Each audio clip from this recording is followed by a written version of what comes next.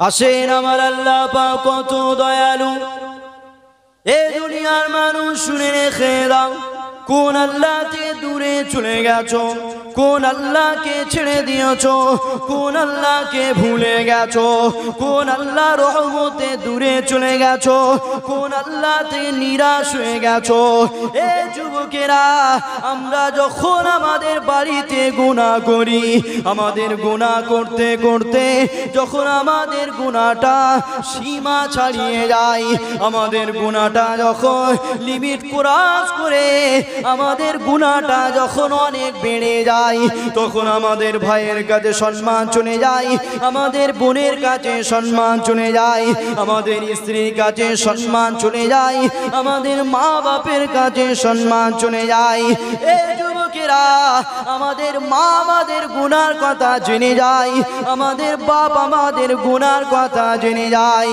মনে রেখে দেবেন, আমরা যদি হারাম খেয়ে ফেলি, আমাদের বাপ জেনে যায় আমার ছেলে হারাম খেয়েছে। আমরা যদি রেপ করে ফেলি, আমাদের বাপ জেনে যায় আমার ছেলে রেপ করে ফেলেছে, আমার ছেলে খুন করে ফেলেছে। আমাদের বাপের কাছে আমাদের সম্মান কমে যায়। মনে রেখে দেবেন, ঘরে যখন আপনি গুনাহ করেন, আপনার গুনাহটা যখন আস্তে আস্তে বেড়ে যায়, যখন গুনাহটা সীমা ছাড়িয়ে যায়, সমাজের মানুষের কাছে আপনার নাম খারাপ হয়ে যায়, সমাজের মানুষ আপনাকে কুলাঙ্গার লকাপ দিয়ে দেয়। এই যুবকেরা, মানুষের কাছে আমি আপনি ছোট হয়ে যাই কেন? আমরা অনেক বেশি গুনাহ করে ফেলেছি, সবার কাছে আমাদের সম্মান চলে যায়, সবার কাছে আমরা ছোট হয়ে যাই। যখন আমরা সমাজের কাছে ছোট হয়ে যাই, সবার কাছে যখন আমরা খারাপ হয়ে যাই, মালিক আমাদেরকে ডাক দিয়ে বলে, ওরে আমার দাস দাসী রে, আমি আল্লাহ তোদের থেকে এখনো মুখ ফিরিয়ে নিইনি, আমি আল্লাহ থেকে তোরা নিরাশ হয়ে যাস না। তখন আমার আল্লাহ আওয়াজ দিয়ে বলে, তোরা আমি আল্লাহ আমাকে একবার ডেকে নে, সমাজের মানুষ তোদেরকে ছোট করেছে, আমি আল্লাহ আবারও তোদেরকে সম্মানিত করে দেব। আরো জোরে বলুন সুবহানাল্লাহ। আল্লাহ আল্লাহ। কোথায় যাচ্ছ সেই মালিককে ছেড়ে দিয়ে? যিনি আমাদেরকে সৃষ্টি করেছেন তিনি মালিক না আমরা মালিক? একটু আওয়াজ দেন। যিনি আমাদের সৃষ্টি করেছে তিনি মালিক, আর আমরা কারা? আমরা গোলাম। আমরা কারা? আমরা দাস দাসী। তাহলে মালিক বলছে, আমি তোদের মালিক হয়ে, আমি তোদের রব হয়ে, আমি তোদের সৃষ্টিকর্তা হয়ে তোদের মতো গুনাহগারের থেকে মুখ ফিরিয়ে নিইনি। আমি তোদের সৃষ্টিকর্তা হয়ে তোদের মতো গোলামের থেকে মুখ ফিরিয়ে নিইনি। আমি তোদের সৃষ্টিকর্তা হয়ে তোদের মতো দাস দাসীর থেকে মুখ ফিরিয়ে নিইনি। তোরা কেন আমার রহমত থেকে নিরাশ হয়ে যাচ্ছিস? তোরা কেন আমাকে ছেড়ে দিচ্ছিস? আমি তো তোদের মালিক। মালিক হয়ে গোলামকে বারবার ডাকছি, মালিক হয়ে গোলামকে নিরাশ করিনি, মালিক হয়ে গোলামের থেকে মুখ ফিরিয়ে নিইনি। তাহলে তোরা কেন আমার থেকে দূরে চলে যাচ্ছিস? আল্লাহ আজকের তারিখে দাঁড়িয়েও বারবার আমাদেরকে ডাকছে, আমার রহমতের দিকে ফিরে আয়। তাহলে ভুল কারা করছে? আমরা করছি না আমাদের মালিক? বলেন তো, আওয়াজ দেন, কারা করছে? আমরা করছি। হ্যাঁ, গুনাহ হওয়াটা স্বাভাবিক, তাই বলে এই নয় যে গুনাহ হয়ে গেছে বলে মালিকের থেকে দূরে চলে যাব। মালিকও বলছে, তোরা যদি গুনাহ না করতিস আমি আল্লাহ তোদেরকে ধ্বংস করে দিতাম। আল্লাহ আমাদেরকে বলছে, তোরা যদি গুনাহ না করতিস আমি আল্লাহ তোদেরকে ধ্বংস করে দিতাম, দিয়ে এমন একটা জাতিকে বানাতাম তারা গুনাহ করতো আর আমি আল্লাহ মাফ করতাম। জোরে বলুন সুবহানাল্লাহ। আল্লাহ মাফ করতে ভালোবাসে, তাই তো বলছে তোরা গুনাহ না করলে আমি তোদেরকে ধ্বংস করে দিতাম। কেন? তোরা গুনাহ করবি আর তোদের মাফ করতে আমার বড্ড ভালো লাগে। গুনাহ হওয়াটা স্বাভাবিক, তাই বলে নিরাশ হয়ে গেলে চলবে না। আল্লাহ গুনাহগারদের জন্য তিনটে ভাগ করে দিয়েছে কোরআনে, জালিম, জুলুম, জল্লাম। আপনি যদি অনেক গুনাহ করে ফেলেন, গুনার লিমিট ক্রস করে ফেলেন, গুনাহ করতে করতে সীমা ছাড়িয়ে গেছে, তখন আপনাকে বলা হয় জল্লাম। আপনি রেপ করে ফেলেছেন, আপনি খুন করে ফেলেছেন, হারাম খেয়ে ফেলেছেন, মদ খেয়ে ফেলেছেন, মদের আড্ডা খুলে ফেলেছেন, আপনি জল্লাম হয়ে গেছেন। আহা, মালিক কিভাবে গোলামদেরকে বোঝাচ্ছে, গোলামেরা শুনে রেখে দে। তোদের যখন গুনাহটা ছোট থাকে তোরা তখন জালিম, আর তোদের গুনাহটা যখন ছোট থাকে তোদেরকে আমি আল্লাহ জালিম বলেছি, আর পাশাপাশি আমার নাম দিয়েছি গফির। জোরে বলো সুবহানাল্লাহ। আল্লাহ বলছে যাদের গুনাহ ছোট তাদের জন্য আমি নাম দিয়েছি গফির, ছোট ক্ষমাকারী। জোরে বলো সুবহানাল্লাহ। আল্লাহ কখনোই ছোট নয়, বুঝাবার জন্য বলছি। আল্লাহ ছোট ক্ষমাকারীদের জন্য বলেছে গফির, তোদের জন্য ছোট ক্ষমাকারী।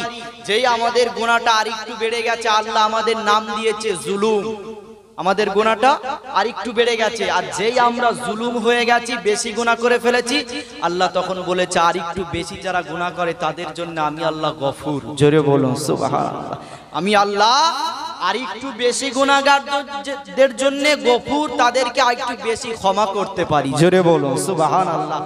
যখন আমাদের গুনার লিমিট ক্রস হয়ে গেছে, সীমা ছাড়িয়ে গেছে, তখন আল্লাহ কোরআনের ভাষায় আমাদেরকে জাল্লাম বলে ডেকেছে। আর আল্লাহ বলছে যাদের গুনার লিমিট ক্রস হয়ে গেছে, সীমা ছাড়িয়ে গেছে, কোরআনের ভাষায় তারা জাল্লাম, আর তাদের ক্ষমা করার জন্য আমি আল্লাহ হলাম গফফার। জোরে বলুন সুবহানাল্লাহ। আস্তে আস্তে আমরা গুনাহ করছি আর আল্লাহ ক্ষমার নামটা আরো বাড়িয়ে দিচ্ছে। জোরে বলুন। এই সমাজের দিকে তাকিয়ে দেখেন, আমরা যদি ঘরে গুনাহ করি আমাদের ভাই জেনে গেলে সম্মান চলে যায়, তো বোন জেনে গেলে ছোট হয়ে যায়, স্বামী জেনে গেলে স্ত্রী ছোট হয়ে যায়, স্ত্রী জেনে গেলে স্বামী ছোট হয়ে যায়, বাপ মা জেনে গেলে সন্তান খারাপ লাগে, ছোট হয়ে যায়, ঘর থেকে বার করে দেয়। ভালো ভালো ফ্যামিলি যারা আছে, যদি আপনারা সন্তান যারা আছেন মদ খেয়ে যদি ঘরে ঢোকেন, বাপ মা উঠতে দেবে? ঘরে বার করে দেবে। কেন? আমার ছেলে গুনাহ করে ফেলেছে। আমরা গুনাহ করলে সম্মান চলে যায়, আমরা গুনাহ করলে গুনাহ করতে করতে লিমিট ক্রস হয়ে গেলে মা বাপ ঘর থেকে বার করে দেয়। যেখানে সমাজ আমাদের কুলাঙ্গার লকআপ দিয়ে দেয়, সমাজে আমাদেরকে আর কেউ নেয় না, সমাজ আমাদেরকে দূরে সরিয়ে দেয়, তখন মালিক বলছে ওরে আমার দাস দাসীরে শোন, সমাজ তোদেরকে দূরে করে দিয়েছে, তোর বাপ মা তোকে ঘর থেকে বার করে দিয়েছে, আমি মালিক কিন্তু তোর থেকে সরে যাইনি, আমি মালিক কিন্তু তোর থেকে মুখ ফিরিয়ে নিইনি। তোর মা বাপ তোকে ঘর থেকে বার করে দিয়েছে, আমি আল্লাহ এখনো ডাকছি, তুই আমার ডাকে যদি একবার সাড়া দিস, যত বড়ই গুনাহগার হোস, যত বড়ই গুনাহ করে ফেলিস না কেন, আমি আল্লাহ আমার রাস্তায় ফিরে আই, আমার গফফার নামের ওসিলায় সমস্ত গুনাহকে মাফ করে দেব। জোরে বলুন সুবহানাল্লাহ। কোথায় নিরাশ হয়ে যাচ্ছ? এখানে এমন কেউ আছো যে নিজের সন্তানকে মেরে মাটিতে চাপা দিয়েছো? আছো কেউ?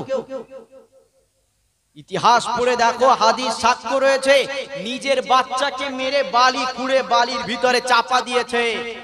কি দোষ ছিল ওই বাচ্চাটা? মাসুম বাচ্চা, শুধু কন্যা সন্তান হয়ে জন্মেছে, পুরুষ হয়নি। দোষটা এটাই ছিল সে কন্যা হয়ে জন্মেছে, বাপ মেরে বাড়ির ভিতরে চাপা দিয়েছে। কেউ করেছো এরকম কিছু? নিজের বাচ্চাকে আমরা কেউ মেরেছি? এত বড় গুনাহ করেছে, আল্লাহ গফফার নামের ওসিলায় মাফ করে দিয়েছে। জোরে বলুন সুবহানাল্লাহ। এখানে যারা বসে আছো কেউ 100 জন মানুষকে খুন করেছো? হ্যাঁ, 100 জন মানুষকে কেউ খুন করে বসে আছো এখানে? নাই তো। কিন্তু হাদিস সাক্ষ্য রয়েছে 100 জনকে খুন করেছে, তাকেও আল্লাহ নিরাশ করেনি, গফফার নামের ওসিলায় মাফ করেছে। জোরে বলুন সুবহানাল্লাহ। কোথায় যাচ্ছ সেই মালিককে ছেড়ে দিয়ে, যে মালিক এত বড় বড় গুনাহগারদের ক্ষমা করে দিয়ে তার রহমতের দিকে টেনে এনেছে? তুমি কোথায় যাচ্ছ? হয়তো তোমার একটু নামাজ কাজা হয়ে গেছে, হয়তো দাড়ি চেঁচে ফেলেছো, হয়তো গান শুনে ফেলেছো, হয়তো সিনেমা দেখে ফেলেছো। কে বলেছে তোমাকে যে তোমার গুনাহ থেকে মালিকের রহমত ছোট? কে বলেছে মালিকের রহমত থেকে তোমার গুনাহ অনেক বড়? মালিক বলছে প্রতি বছর আমার রহমত আর গজবের পরীক্ষায় আমার রহমত জিতে যায়। জোরে বলুন সুবহানাল্লাহ। মুসলমান ঘরে ছেলে মেয়েরা, বারা তরুণেরা, এ নবী পাকে প্রেমিকেরা, আসেন আল্লাহ আমাদের মতো গুনাহগারের জন্য। কুরআনে কি জানিয়েছে? আমার আল্লাহ নিজে জানিয়েছে, লা তাকনাতু মির রাহমাতিল্লাহ। ওরে আমার দাস দাসীরে, তোরা আমার রহমতে নিরাশ হয়ে যাবি না। আল্লাহ পাক নিজে আমাদেরকে বলেছে, তোরা আমার রহমতে নিরাশ হয়ে যাস না। আজকে আমরা গুনাহ করে ফেলেছি, নামাজ কাজা করেছি, রোজা কাজা কাজা করেছি, হজ যাকাত কাজা করে ফেলেছি, কান শুনে ফেলেছি, আমাদের ধারণা এসে গেছে আমরা অনেক বড় গুনাহ করে ফেলেছি, মালিকের থেকে আমরা দূরে চলে গেছি, মালিকের থেকে মুখ ঘুরিয়ে নিয়েছি, মালিকের রহমতের আশা ছেড়ে দিয়েছি। এই যুবকেরা শুনে রেখে দাও, তুমি গুনাহ করেছো তো কি হয়েছে? মালিক বারবার ডেকে বলে, ওরে আমার বান্দা বান্দি রে, আমার থেকে নিরাশ হয়ে যাস না, লা তাকনাতু মির রাহমাতিল্লাহ, আমি আল্লাহ আমার রহমতের দিকে ফিরে আই। এ বান্দা রে, কে তোদেরকে বুঝালো আমি আল্লাহ তোদেরকে ক্ষমা করতে পারবো না? কে তোদেরকে বুঝালো আমি আল্লাহ আমার রহমতে তোদের গুনাহ অনেক বেশি? ওরে আমার দাস দাসী রে, তোদের চিন্তা যেন এইরকম না হয়ে যায় আমার মতো গুনাহগারকে আল্লাহ ক্ষমা করবে না। আমরা গুনাহ করে ভেঙে পড়ি, আল্লাহ আমাদের ক্ষমা করবে না, আল্লাহ আমাদেরকে মাফ করবে না, এটাও আমার আল্লাহ জানিয়েছে। ওরে আমার বান্দা বান্দি রে, শুনে রেখে দে, গুনাহগারদের জন্য আল্লাহ জানিয়েছে কখনো গুনাহ হয়ে গেলে তুই এটা কখনো ভাবিস না আমি আল্লাহ তোকে ক্ষমা করব না, এটা কখনো তুই ভাবিস না যে আমার মতো গুনাহগারকে আল্লাহ ক্ষমা করবে না। এ দুনিয়ার মানুষ শুনে রেখে দে, তুই যত বড়ই গুনাহগার হোস না কেন, আমি আল্লাহ আমার উপরে ভরসা রাখ, আর আমার বন্ধুকে প্রেম করে যা, মুহাম্মদ রাসূল তোকে শাফাত করে আমার দয়ার জান্নাতে নিয়ে যাবে। আরো জোরে বলুন সুবহানাল্লাহ। আল্লাহু আকবার, আল্লাহু জিন্দাবাদ। কোথায় যাচ্ছ সেই মালিককে ছেড়ে দিয়ে? আহা, মালিক কোরআনে গুনাহগারদের জন্য বলছে, লা তাকনাতু মির রাহমাতিল্লাহ, ফিরে আয় আমার রহমতের দিকে, নিরাশ হয়ে যাস না আমার রহমত ছেড়ে দিয়ে। আল্লাহ এইভাবে বলছে। কে তোদেরকে বললো যে আমি আল্লাহ তোদের ক্ষমা করতে পারি না? তুই কখনো এটা ভাবিস না যে আমার রহমতে আমার গুনাহ আল্লাহর রহমতের থেকে বড় হয়ে গেছে। তুই কখনো এটা ভাবিস না যে আমার মতো গুনাহগারকে আল্লাহ ক্ষমা করবে না। অনেকে আছে এরকম ভাবি না যে আমি নামাজ কাজা করে ফেলেছি, মদ খেয়ে ফেলেছি, দাড়ি চেঁচে ফেলেছি, আমার মতো গুনাহগারকে আর ক্ষমা করবে না। বান্দার মনের খবর আল্লাহ জানে না? জানে, তাই আল্লাহ বলছে তুই এটা কখনো ভাবিস না যে আমি আল্লাহ তোকে ক্ষমা করতে পারবো না। তুই এই চিন্তা কখনো করিস না যে আমার মতো গুনাহগারকে আল্লাহ ক্ষমা করবে না। তুই যত বড়ই গুনাহগার হোস না কেন, আমি আল্লাহ আমার রহমতের উপরে ভরসা রাখ, আর মুহাম্মদ রাসূলকে প্রেম করে যা। আমি আল্লাহ যদি আমার কাহার নজর দিয়ে তোকে দেখি, আমার হাবিবের রহমাতাল লিল আলামিন নামের ওসিলায় তোকে আমার হাবিব শাফাআত করবে, দয়ার জান্নাতে নিয়ে যাবে। জোরে বলো সুবহানাল্লাহ। হয়তো তুই গুনাহ করে ফেলেছিস, আমি আল্লাহ কিছুক্ষণের জন্য তোর দিকে হয়তো গরম নজরে তাকাতে পারি, কিন্তু যদি তোর অন্তরে আমার হাবিবের প্রেম এসে যায়, আমার হাবিবের ওসিলায় তোকে ক্ষমা করব। জোরে বলো সুবহানাল্লাহ। টেনশন কিসে? টেনশন করার দরকার ছিল তো আদম ইব্রাহিম নবীর উম্মতদের, টেনশন করার দরকার ছিল তো ঈসা নবীর উম্মতদের, চিন্তা করার দরকার ছিল তো মুসা নবীর উম্মতদের। আহা, আমরা এমন একটা নবীর উম্মত হয়ে দুনিয়ায় এসেছি যে নবীর নাম নিলে আল্লাহ গুনাহ মাফ করে দেয়। জোরে বলুন সুবহানাল্লাহ। যে নবীর নাম নিলে আল্লাহ আমাদেরকে সওয়াব দেয়, সেই নবীর উম্মত হয়েছি। যারা পরিমাণ নবীর ভালোবাসা নিয়ে কবরে যাবেন, গুনাহগার তো কি হয়েছে? যদি ঈমান থাকে, খোদার কসম করে বলছি, বুখারী শরীফের হাদিসকে সামনে রেখে আপনি কবরে যাবেন, কবরে শুইয়ে দেবে, মুস্তাফার সঙ্গে দিদার হবে। জোরে বলুন সুবহানাল্লাহ। তাহলে আমাদের চিন্তা কিসে? আমাদের চিন্তা কিসে? আহা, আজকে মুহররম মাস, আমরা এখানে সবাই একত্রিত হয়েছি। হয়তো কেউ ভাবতে পারেন যে হুজুর আপনি এইসব কথা বলছেন কেন?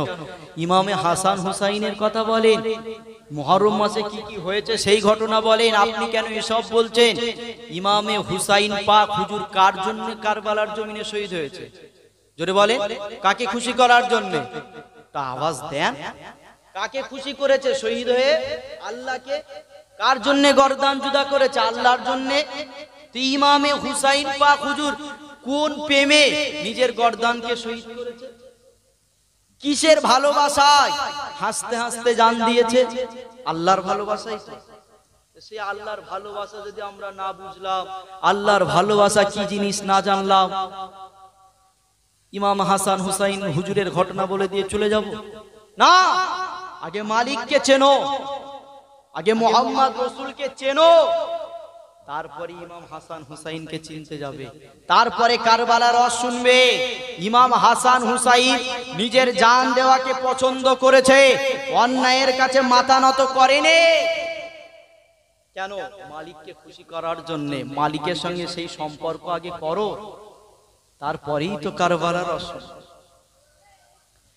মুসলমান ঘরে ছেলে মেয়েরা, বারা তরুণেরা, এ নবী পাকের প্রেমিকেরা, মনে রেখে দেবেন যেদিন আল্লাহ পাক দুনিয়ায় কিছুই সৃষ্টি করেনি, যখন আমার আল্লাহ পাক আমাদের কাউকে দুনিয়ার জমিনে পাঠায়নি, এ যুবকেরা, তখনও আমার আল্লাহ পাক একা ছিল।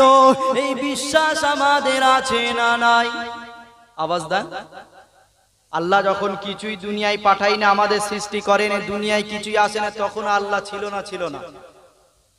এ যুবকেরা, এ নবী পাকের প্রেমিকেরা, যখন আমার আল্লাহ পাক দুনিয়ায় কিছুই পাঠাইনি, যখন আমার আল্লাহ পাক একা একা ছিল, যেদিন আল্লাহ পাক আল্লাহ হয়েছিল, এ যুবকেরা, যেদিন আমার আল্লাহ আল্লাহ হয়েছিল, সেদিন আল্লাহ পাক কহার হয়েছিল।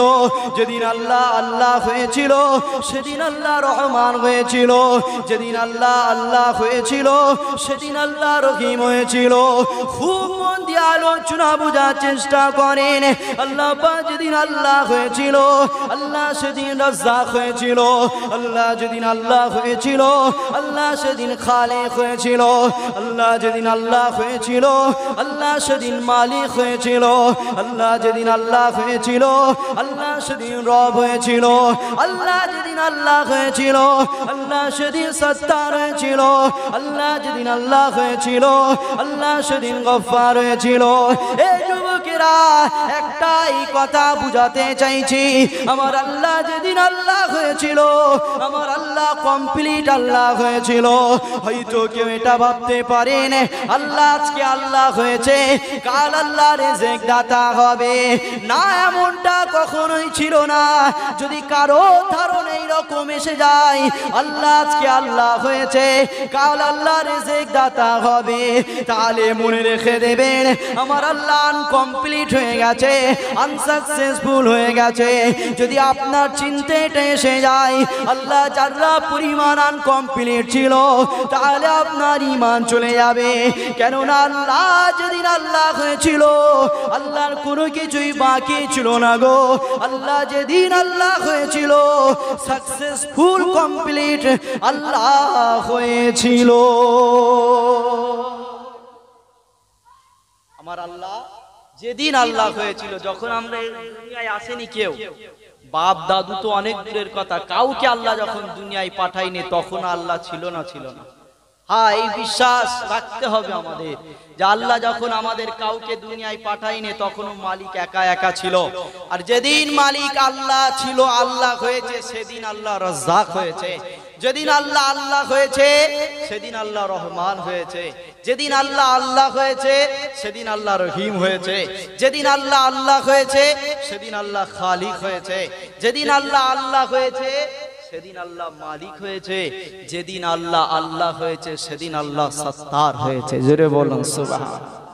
এবার বান্দা আল্লাহকে জিজ্ঞাসা করে, আল্লাহ সব বুঝলাম, তুমি রব, তুমি মালিক, তুমি খালিক, সব ঠিক আছে, যেদিন কেউ দুনিয়ায় আসেনি তুমি সত্তার কেন হলে? আল্লাহর একটা নাম সত্তার আছে না নাই? এই নাম কেন? আল্লাহ এই নামটা নিয়েছে বান্দার গুনাহকে গোপন রাখার জন্য। জোরে বলুন সুবহানাল্লাহ। আল্লাহ বলে তোরা গুনাহ করবি, আর আমি আল্লাহ সত্তার নামের ওসিলায় তোদের গুনাহকে গোপন রেখে দেব। জোরে বলুন সুবহানাল্লাহ। কেন? অন্যান্য নবীর উম্মতদের দিকে তাকিয়ে দেখেন, তারা গুনাহ করত, ঘরে এসে দেখতো ঘরের দরওয়াজায় কি গুনাহ করেছে সেটা লেখা হতো, সমাজে হাইলাইট করে দেওয়া হতো, সমাজে প্রচার করে দেওয়া হতো। আর আমরা যদি চুপি চুপি মদ খেয়ে আসি, ঘরের দরওয়াজায় লেখা থাকে নাকি? হ্যাঁ, নামাজ কাজা করে ফেলেছি, কে কোন ওয়াক্ত নামাজ পড়িনি এটা সমাজের মানুষের কাছে হাইলাইট করে দেয় আল্লাহ? দেয় না। আল্লাহ বলে এই সম্মানটাও দিয়েছি শুধু আমার বন্ধুর খাতিরে। জোরে বলুন সুবহানাল্লাহ। কেন? তোরা আমার বন্ধুর উম্মত হয়ে গেছিস, তাই সমাজের মানুষের কাছে তোদেরকে ছোট করিনি, সিস্টেম করে দিয়েছি কাজা নামাজ পড়ে নিবি। লোক না জানতে পারে তাই সিস্টেম করে দিয়েছি কাজা নামাজ পড়ে নিবি। সমাজে জাহির করে দেইনি, হাইলাইট করে দেইনি যে ও নামাজ পড়েনি। একজন যেন আঙুল না তুলতে পারে আরেকজনের বিরুদ্ধে। আমার হাবিবের খাতিরে এই সম্মান তোদেরকে দিয়েছি। জোরে বলো সুবহানাল্লাহ। তাহলে আল্লাহ যেদিন আল্লাহ হয়েছে সেদিন আল্লাহ সত্তার নামটাও হয়েছে আল্লাহ। এবারে বান্দা জিজ্ঞাসা করে আল্লাহ সব বুঝলাম, কিন্তু আমরা তো কেউ দুনিয়ায় সেদিন যাইনি যেদিন তুমি সত্তার হয়েছো। তাহলে আমাদের কেউ দুনিয়ায় পাঠাননি আপনি, আমরা গুনাহ করা শুরুই করিনি, গুনাহ কি জিনিস এটা বুঝিনি, তাহলে কেন আপনি সত্তার নামটা নিলেন? আল্লাহ বলছে শোন, আমি আল্লাহ সব খবর রাখি। তোরা দুনিয়ায় তোদেরকে পাঠাবো, তোরা দুনিয়ায় যাবি, গুনাহ করবি, আর আমি আল্লাহ গুনাহকে গোপন রাখবো। জোরে বলুন সুবহানাল্লাহ। আমরা দুনিয়ায় আসেনি, তার আগে আল্লাহ গুনাহকে গোপন রাখার সিস্টেম চালু করে নিজের নাম সত্তার দিয়েছে। জোরে বলুন সুবহানাল্লাহ। আমার আলোচনা বুঝতে পারছেন তো? আজকে আমার আলোচনার টার্গেট হলো দুটো। সর্বপ্রথম ইমামে হাসান হুসাইন কোন মালিকের জন্য জান দিয়েছে সেই মালিককে একটু চিনাচ্ছি, তারপরে ওই সাইটে যাব। আগে আসেন মালিক আমাদের জন্য কি বলছে। আল্লাহ সব ঠিক আছে, তুমি সত্তার নামটা কেন নিলে? আমরা তো গুনাহ কি জিনিস বুঝিনি। আল্লাহ বলছে শোন, আমি আল্লাহ সব খবর রাখি, তোদেরকে যখনই দুনিয়ায় পাঠাবো তোরা গুনাহ করবি, আর আমি আল্লাহ আমার সত্তার নামের ওসিলায় তোদের গুনাহকে গোপন রাখবো। জোরে বলুন সুবহানাল্লাহ। আল্লাহ যেদিনই আল্লাহ হয়েছে সেদিন আল্লাহর নাম হয়েছে গফফার। আল্লাহ গফফার নামের ওসিলায় তো আপনি গুনাহকে মাফ করেন। গফফার মানে তো বড় ক্ষমাকারী। তো আমরা তো কেউ দুনিয়ায় যাইনি, আমরা তো গুনাহ করিনি, বড় গুনাহ হোক ছোট হোক যাই হোক, আমরা তো কখনো গুনাহই করিনি। আল্লাহ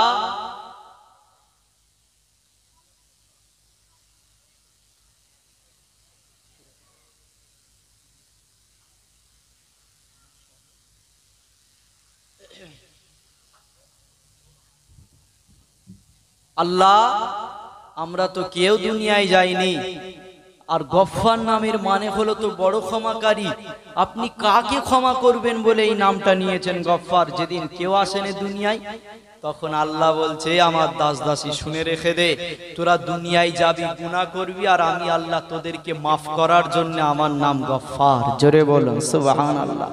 তাহলে আমরা গুনাহ করব এটা আল্লাহ জানে না? জানে না, সব জানে, সব খবর রাখে আমাদের গুনাহ হবে।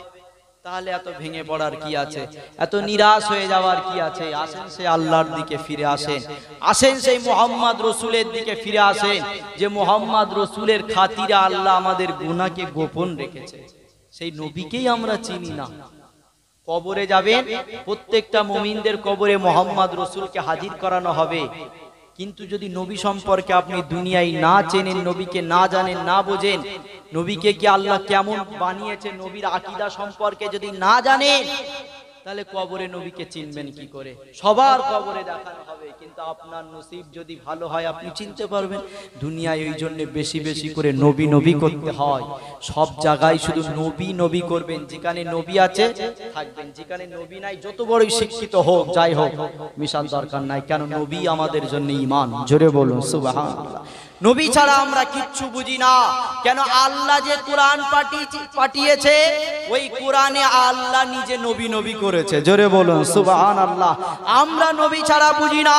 কেন? ফারিস্তারা নবীকে সম্মান দিয়েছে, আমরা নবী ছাড়া কিচ্ছু বুঝি না। কেন? আল আকসা মসজিদের দিকে তাকিয়ে দেখো, আল্লাহর যত পয়গম্বর ছিল, যত নবী ছিল, সমস্ত নবীরা দাঁড়িয়ে গেছে।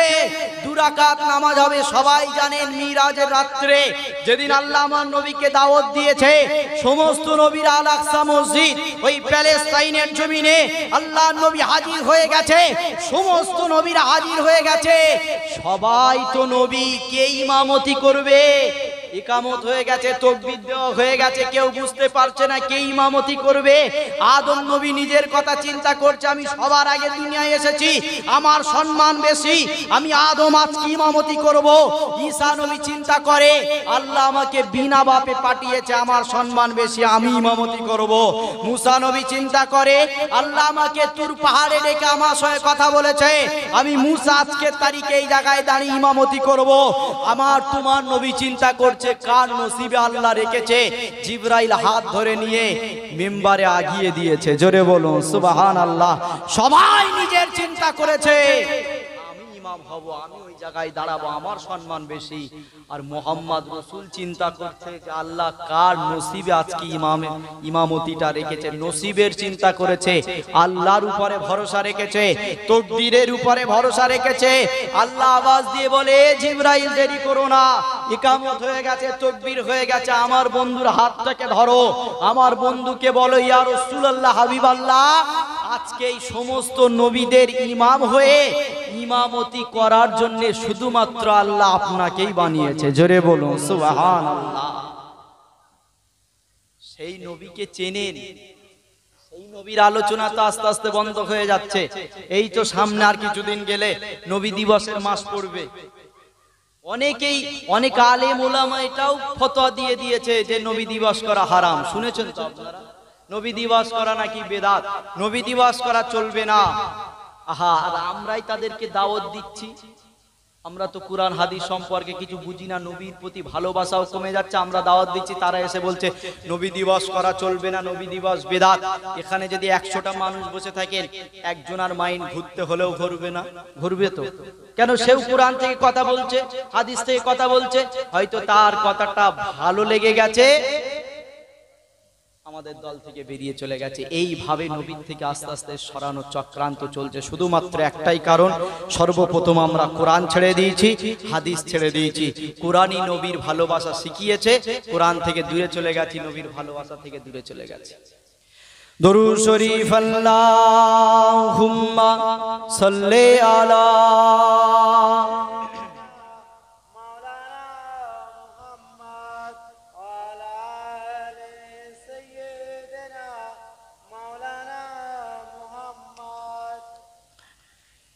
প্রেম আগুনে জ্বলে মরি,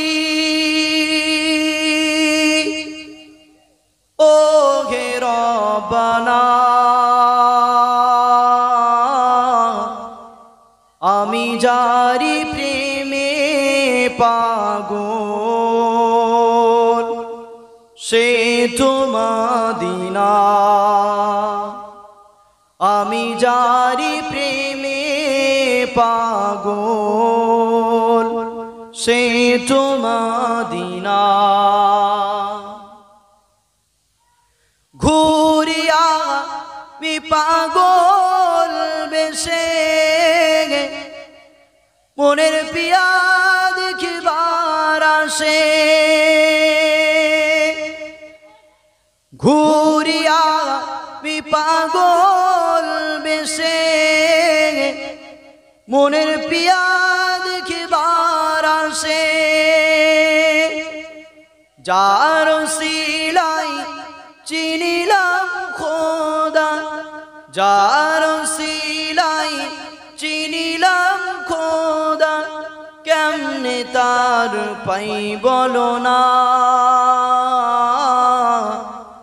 আমি যারি প্রেমে পাগল, সে তো মদিনা। আমি যারি প্রেমে পাগল, সে তো মদিনা। মন পাখিরে বলি তোরে, উড়ে যা তুই সেই সাগরে। মন পাখিরে বলি তোরে, উড়ে যা তুই সেই সাগরে। যে সাগরে গেলে পরে, যে সাগরে গেলে পরে মিটবে মনের বেদনা। আমি যারি প্রেমে পাগল সে তো মদিনা। আমি যারি প্রেমে পাগল সে তো মদিনা। আল্লাহুম্মা সাল্লি আলা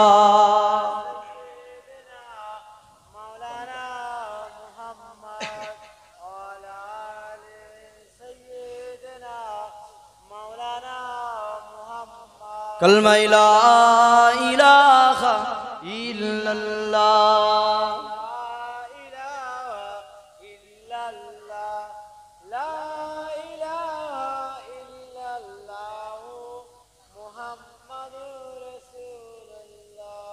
আমার আব্বারা ভাইরা মনে রাখবেন, আপনারা জানেন কি আমি জানি না, আজকে আমরা এমন একটা দিনে এই জায়গায় এসে বসেছি, আল্লাহ এই দিনে দুনিয়াকে সৃষ্টি করেছে। জোরে বলুন সুবহানাল্লাহ। আপনারা জানেন কি জানি না, আজকে এমন একটা দিনে আমরা এই জায়গায় এসে বসেছি যেদিন আমাদের সবার আব্বা হযরতে আদম নবীকে আল্লাহ জান্নাতের ভিতরে এই দিনে তৈরি করেছিল। জোরে বলুন সুবহানাল্লাহ। এই মাসের 10 তারিখ আল্লাহ পাক আদম নবীকে জান্নাতের ভিতরে তৈরি করেছিল। আর এই মাসের 10 তারিখে আল্লাহ আদম নবীর শরীরে রূহ দিয়েছিল। জোরে বলুন সুবহানাল্লাহ। আবার আল্লাহ এই মাসের 10 তারিখে আদম এবং আমাদের আম্মা হাওয়া আলাইহিমুস সালাম দুজনকে এই দুনিয়ার জমিনে পাঠিয়েছিল। আব্বাজান আদম আলাইহিমুস সালামকে শ্রীলঙ্কায় পাঠিয়েছিল আর আম্মা হাওয়াকে জেদ্দায় পাঠিয়েছিল। যেদিন আল্লাহ দুনিয়ায় তানাদের দুজনকে পাঠিয়েছিল সেই দিনটাও হলো 10ই মুহররমের দিন। জোরে বলুন সুবহানাল্লাহ। আপনারা জানেন কি জানি না, আদম আলাইহিমুস সালাম এবং আম্মা হাওয়াকে আল্লাহ যেদিন এক জায়গায় করিয়েছিল আরাফাতের ময়দানে, সেই দিনটাও ছিল 10ই মুহররমের দিন। জোরে বলুন সুবহানাল্লাহ। হয়তো ভাবতে পারেন যে আরাফাতের ময়দানে নামটা কেন হলো। মনে রাখবেন, আরাফাত শব্দের অর্থ হলো পরিচয়, পরিচিতি হওয়া। আদম আলাইহিমুস সালাম এবং আম্মা হাওয়াকে ওই আরাফাতের ময়দানে একত্রিত করেছিল, তাই ওই জায়গাটার নাম হলো আরাফাতের ময়দান। জোরে বলুন সুবহানাল্লাহ। আবার আদম নবী বারবার আল্লাহর কাছে কেঁদেছে গন্ধম ফল খাওয়ার জন্য। আল্লাহ যেদিন আদম নবীর দোয়াকে কবুল করেছিল সেই দিনটাও হলো 10ই মুহররমের দিন। জোরে বলুন সুবহানাল্লাহ। মুসলমান ঘরে ছেলে মেয়েরা, বারা তরুণেরা, এ নবী পাকের প্রেমিকেরা, এবারে আসেন কিছুক্ষণের জন্য আমি আপনাদেরকে আমার মালিক সম্পর্কে জানিয়েছি। মালিক আমাদেরকে কেমন ভালোবাসে, মালিক আমাদেরকে কেমন খেয়াল রেখেছে। এই যুবকেরা, কেননা সর্বপ্রথম যদি না বুঝিয়ে দিই মালিকের ভালোবাসা কাকে বলে, তাহলে এটা বুঝতে পারবেন না যে ইমামে হাসান হুসাইন কোন মালিকের প্রেমে জানকে কুরবান করেছে। এবারে আসেন, মালিককে তো চিনিয়ে দিয়েছি, এবারে আমরা শুনবো এই মুহররম মাসে কি কি হয়েছিল, কোন মাসে আমরা এসে বসে গেছি। আপনারা জানেন কি আমি জানি না, এই মাসে 10 তারিখে আমার আল্লাহ হযরতে নবী ইব্রাহিমকে নমরুদের আগুন থেকে হেফাজত করেছিল। এমন একটা মাসে এই জায়গায় এসে বসে গেছি। অনেক দিন হযরতে মুসা নবীকে ফেরাউন অনেক দিক থেকে জ্বালিয়েছিল। আল্লাহ পাই 10ই মুহররমে ফেরাউনের হাত থেকে মুসা নবীকে হেফাজত করেছিল। এই যুবকেরা, শুধু তাই নয়, আজকে এমন একটা মাসে আমরা এই জায়গায় এসে বসে গেছি। আল্লাহ অনেক কিছু তো করেছিল, পাশাপাশি ইতিহাসের দিকে তাকিয়ে দেখো, এই মাসে নবীজি নওয়াসা, নবী পাকের কলিজা টুকরা, খাতুনে জান্নাতের কলিজা টুকরা ইমামে হুসাইন হুজুর আমার কারবালার জমিনে শহীদ হয়েছিল। কেন, কিসের জন্যে? হুজুর আমার গদির লোভে শহীদ হয়েছিল না, গদির লোভে নয়। হুজুর আমার কেন শহীদ হয়েছিল? ক্ষমতা দখলে শহীদ হয়েছিল না, ক্ষমতা দখলের জন্য নয়। কেন শহীদ হয়েছিল? ইমামে হুসাইন শিক্ষা দিয়ে গেছে, জান দিতে হয় দে, অন্যায়ের কাছে কখনো মাথা নত করবি না। আরো জোরে বলুন সুবহানাল্লাহ। ক্ষমতার দখলে নয়, গদির লোভে নয়, একটাই বুঝাতে চেয়েছে, যেখানে দিন মিটে যাবে তার সঙ্গে কোনো সমঝোতা নয়, যেখানে দিন মিটে যাবে তার সঙ্গে কোনো কম্প্রোমাইজ নয়, যেখানে দিন মিটে যাবে তার সঙ্গে আমরা কোনো দিক থেকে এক নয়। কেন? তুমি কোন পার্টি করছো, কি করছো, তোমার কাছে রেখে দাও। তুমি কত বড় নেতা, তোমার কাছে রেখে দাও। তুমি কত বড় এমপি, তোমার কাছে রেখে দাও। তুমি কত বড় মুখ্যমন্ত্রী, প্রধানমন্ত্রী, তোমার কাছে রেখে দাও। মনে রেখে দিও, আমার ইসলামকে যদি মিটাতে চাও, ইসলামের বিরুদ্ধে যদি আঙুল তোলো, ইমামে হুসাইন শিক্ষা দিয়েছে যে আমি গর্দান দিয়েছি, আমাকে দেখে তোরাও গর্দান দিবি। জোরে বলুন সুবহানাল্লাহ। তথাপি অন্যায়ের কাছে কখনো আপোষ নয়। আমরা যারা এই জায়গায় এসে বসে গেছি, আমরা সবাই মুসলমান তো? আওয়াজ দেন, আমরা মুসলমান তো? যারা নিজেদেরকে মুসলমান দাবি করি, প্রত্যেকটা মুসলমান ইমামে হুসাইন হুজুরের কাছে আমরা ঋণী হয়ে গেছি। কেন? ইমামে হুসাইন আমার কাছে, আপনার কাছে, আপনাদের কাছে ইসলামকে পৌঁছে দেওয়ার জন্য গর্দান জুদা করেছে, নিজেকে শহীদ করেছে, জান কুরবান করেছে আমার আপনার কাছে নামাজকে পৌঁছে দেওয়ার জন্য। নবীজির নওয়াসা, যাকে খোদা আল্লাহ পছন্দ করেছে, যাকে আল্লাহ জান্নাতি যুবকদের সরদার করেছে, কি দরকার ছিল এজিদের বিরুদ্ধে তরোয়াল ধরা? কি দরকার ছিল কারবালার জমিনে গিয়ে লড়াই করার? একটাই কারণে, সেদিন ইসলাম মিটে যাচ্ছে, কোরআনের বিরুদ্ধে আইন তৈরি হচ্ছে, ইসলামের বিরুদ্ধে আইন তৈরি হচ্ছে, নবীর দ্বীনের বিরুদ্ধে আইন তৈরি হচ্ছে। ইমামে হুসাইন মনে করেনি যে আজকের তারিখে আমার জন্য শুধু নামাজ নিয়ে পড়ে থাকাটাই ঠিক, আজকের তারিখে মসজিদ মাদ্রাসা নিয়ে পড়ে থাকাটাই ঠিক না। ইমামে হুসাইন উম্মতি মুহাম্মাদীদেরকে শিক্ষা দিয়েছে, নামাজ যেমন পড়তে হয় পড়ো, রোজা রাখতে হয় রাখো, হজ যাকাত করতে হয় করো। যখন দেখবি ইসলাম মিটে যাচ্ছে, তখন আমাদের সংগ্রামের জন্য মাঠে নামতে হবে। এটা ইমামে হুসাইন শিক্ষা দিয়েছে। জোরে বলুন সুবহানাল্লাহ। মুসলমান ঘরে ছেলে মেয়েরা, বারা তরুণেরা, এ নবী পাকের প্রেমিকেরা, মনে রেখে দেবেন, ইমামে হুসাইন আমাদের শিক্ষা দিয়ে গেছে। বাবারা, কে কি করি জানি না, যখন ইসলামের বিরুদ্ধে কথা হবে তাদের সঙ্গে কোনো আপোষ নাই, যখনই কোরআনের বিরুদ্ধে কথা হবে তাদের সঙ্গে কোনো আপোষ নাই, যখনই দ্বীনের বিরুদ্ধে কথা হবে তাদের সঙ্গে কখনো আপোষ নাই। কেননা মনে রেখে দেবেন, যদি ইমামে হুসাইন হুজুর আমার এজিদের সঙ্গে হাত মিলিয়ে নিত, তাহলে কোনো ঝামেলা থাকতো না। এজিদকে যদি লিডার বলে মেনে নিত, এজিদকে যদি নেতা বলে মেনে নিত, এজিদকে যদি রাজা বলে মেনে নিত, তাহলে কারবালা বলে কিছুই হতো না গো। আজকে আমাদের ঈমান এত দুর্বল হয়ে গেছে, কেউ যদি আমাদেরকে 500,000 টাকা ধরিয়ে দেয়, আমরা তার কথা বলতে শুরু করে দিই। আমাদের একবারও হুঁশ নাই যে আমাদের দ্বারা ইসলাম মিটে যাচ্ছে, আমাদের দ্বারা কোরআন মিটে যাচ্ছে, আমাদের দ্বারা দ্বীন মিটে যাচ্ছে। কিন্তু ইমামে হুসাইন, যাকে আল্লাহ জান্নাতি যুবকদের সরদার বানিয়েছে, যার আব্বাকে মৌলা আলী বানিয়েছে, যিনার আব্বাকে এত সম্মান দিয়েছে, হযরত আলী হুজুর আমার ময়দানে মাশরে হাউজে কাউসারের পানি দেবে, এত সম্মানিত ব্যক্তির বাচ্চা কি দরকার ছিল কারবালার জমিনে যাওয়া? এই যুবকেরা, আমরা সবাই ঋণী হয়ে গেছি ইমামে হুসাইনের কাছে। কেননা আজকে যে টুপিটা পড়তে লেগেছি, এই টুপির পিছনে ইমামে হুসাইনের অবদান রয়েছে। এই যে জামা পড়তে পেরেছি, এই পাঞ্জাবি পরার পিছনে ইমামে হুসাইনের অবদান রয়েছে।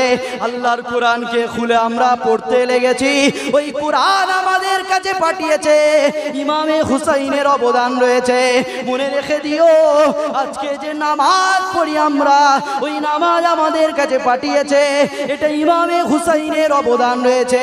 যে দিন ইসলামের মান্যওয়ালা দাবি করি, ওই দিন ইসলাম আমাদের কাছে এসেছে, এর পিছনেও ইমামে হুসাইন হুজুরের অবদান রয়েছে। আরো জোরে বলুন সুবহানাল্লাহ। আল্লাহু আকবার। ভুলে গেলে চলবে না। হয়তো আপনি 500,000 টাকার লোভে আপনার ঈমান বিক্রি করে ফেলছে, কিন্তু দেখেন তাকিয়ে, এজিদের সঙ্গে যদি ইমামে হুসাইন হাত মিলিয়ে দিত, অনেক সম্মান পেয়ে যেত দুনিয়ায়। ইমামে হুসাইন যদি এজিদের সঙ্গে হাত মিলিয়ে দিত, অনেক সম্মান পেয়ে যেত। কিন্তু ইমামে হুসাইন আমাদের মতোই 500,000 টাকায় ঈমান বিক্রি করা লোক ছিল। আহা, এজিদ দ্বীনের বিরুদ্ধে আইন তৈরি করছে, মোহাম্মদ রসুলের বিরুদ্ধে চলে গেছে। ইমামে হুসাইন বলছে, তুমি আমার আপনজন হও আর যে হও, দ্বীনের বিরুদ্ধে আইন তৈরি করছো, দ্বীনের বিরুদ্ধে কথা বলছো, এদিক থেকে তুমি আমার কেউ নয়। কেন দ্বীনের বিরুদ্ধে যদি বাপও কথা বলে, বাপও আপন নয়। নবীর বিরুদ্ধে যদি মাও কথা বলে, মাও আপন নয়। নবীর বিরুদ্ধে যদি ভাই বোন কথা বলে, স্ত্রীও কথা বলে, সেখানে কোনো আত্মীয় নয়। রসুল বলেছে, মান আহাব্বা লিল্লাহ ওয়া আবগাদা লিল্লাহ ওয়া আতা লিল্লাহ ওয়া মান আলিল্লাহ ফাকাদ ইস্তাগমালাল ঈমান। জোরে বলুন সুবহানাল্লাহ। যেটাই করবে আল্লাহকে এবং মুহাম্মদ রসুলের জন্য করো। কেন? যেটাই করবে আল্লাহর জন্য এবং মুহাম্মদ রসুলের জন্য যদি হয়, সেটাই আল্লাহ রাজি হয়ে যাবে, তোমার ঈমানকে আল্লাহ বাড়িয়ে দেবে। জোরে বলুন সুবহানাল্লাহ। আল্লাহ বলেছে, বন্ধু করবে আমার জন্য, আত্মীয় করবে আমার জন্য করো। আত্মীয় যারা বিচ্ছেদ করে তারা কখনো জান্নাতে যেতে পারবে না, এটা হাদিস। কিন্তু আল্লাহ বলেছে, ওই আত্মীয় বিচ্ছেদ করে দাও যে আত্মীয়র সঙ্গে আত্মীয়তা করতে যে মুহাম্মদ রসুল অপমান হয়। ওই আত্মীয়তা ফেলে দাও, ওই বন্ধুকে সরিয়ে দাও তোমার জীবন থেকে। যে বন্ধু তোমাকে নামাজ থেকে দূরে সরায়, ওই বন্ধুকে ফেলে দাও তোমার কাছ থেকে। যে বন্ধু নবীর দ্বীনের বিরুদ্ধে তোমাকে কথা শেখায়, ওই বন্ধুকে দূরে সরিয়ে দাও। ওই আত্মীয়কে ছেড়ে দাও যে আত্মীয় কোরআনের বিরুদ্ধে কথা বলে। ওই আত্মীয়কে ছেড়ে দাও যে আত্মীয়র জন্য তোমার মালিককে তুমি ছেড়ে দিচ্ছ। ওই আত্মীয়কে ছেড়ে দাও। আত্মীয়কে ছেড়ে দিলে যেমন জাহান্নামে যেতে হয়, আবার আত্মীয় করলে জাহান্নামে যেতে হয়। যদি ওই আত্মীয় দ্বীনের বিরুদ্ধে কথা বলে আর আপনি তাকে বাহবা দেন, তার পাশে দাঁড়ান, তাকে সাপোর্ট করেন,